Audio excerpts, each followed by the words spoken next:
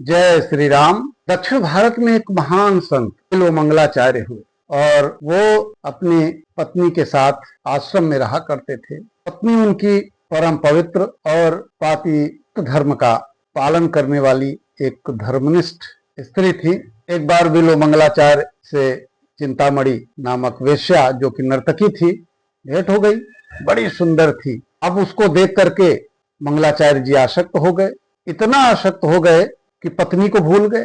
यहाँ तक कि उससे मिलने के लिए चाहे बरसात हो चाहे आंधी तूफान हो वो उससे मिलते ही मिलते थे। कहते हैं कि एक बार वो सांप को जो है रस्सी पकड़ समझ करके और पार करके उस चिंतामणि वेश्या से मिलने गए। यहाँ तक कि जो पत्नी के गहने थे उन्होंने उस वेश्या में आसक्त होकर के एक एक गहने दे दिए।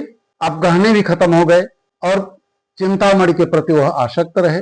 जब गहने खत्म हो गए, उनका जब लेना देना खत्म हो, जब कुछ नहीं बचा, तब एक दिन चिंतामणि ने मंगलाचार्य जी से कहा कि जो तुम मुझे जितना प्रेम करते हो, अगर यही तुम्हारा प्रेम भगवान की चरणों में लग जाए तो तुम्हें मोक्ष मिल जाए। अब ये बात मंगलाचार्य को लग गई और उसी समय उसे गुरु मानकर या गुरु समान मान करके सभी जो सांसारिक भौतिकता थी सबको त्याग करके और विरक्त होकर के वो दक्षिण भारत से मथुरा आते हैं और वह भगवान श्री कृष्ण के चरणों में लीन होकर के उनकी आराधना करते हैं और कहते हैं कि भगवान श्री कृष्ण ने अपने बाल रूप का दर्शन बिल्वमंगलाचार्य जी को दिया था। और यही नहीं, भगवान की उनके ऊपर ऐसी कृपा हुई कि इन्होंने बड़ा बहुत महान ग्रंथ कृष्ण करणामृतम लिखा।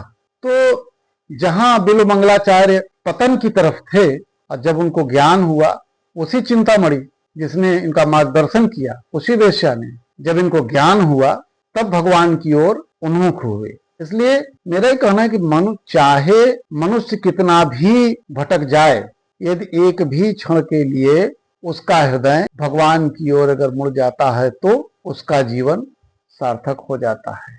आप महर्षि वाल्मीकि की कथा सब जानते हैं कि महर्षि वाल्मीकि के आरंभ में डाकू थे, छिनैती डकैती यही सब करते थे, लेकिन उनकी जो संगति हुई ऋषियों मुनियों के साथ, उस संगति ने उनके जीवन को बदल दिया और आज आदि कवि हैं जिन्होंने रामायण की रचना की, ऐसे महान ग्रंथ की रचना की जो घर में पूजी जाती है। जय श्री राम।